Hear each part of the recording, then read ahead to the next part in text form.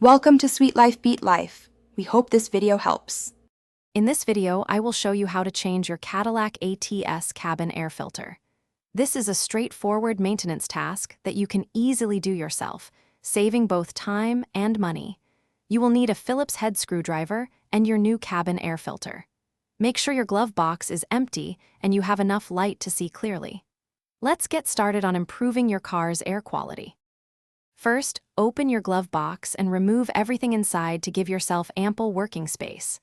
Next, find the plastic Phillips head screw, usually located near the top center of the glove box assembly. Carefully unscrew and remove it. Now, gently pull the entire glove box assembly straight out. Be mindful of any attached wires. You do not need to disconnect them completely. With the glove box assembly moved aside, you will see the cabin air filter housing. It typically has a cover with an arrow indicating airflow. Press in on the 4 retaining clips, 2 on top and 2 on the bottom, to release the cover. Carefully pull out the old filter. Notice its condition. Now, slide your new filter into the housing, ensuring the airflow arrow points downwards, towards the blower motor. Once the new filter is in place, snap the housing cover back on, making sure all 4 clips engage. Carefully slide the glove box assembly back into its original position, aligning the tabs.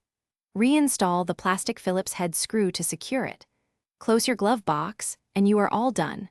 Replacing your cabin air filter every 15,000 to 22,500 miles ensures optimal air quality and reduces odors. Thanks for watching. Consider subscribing if we helped you.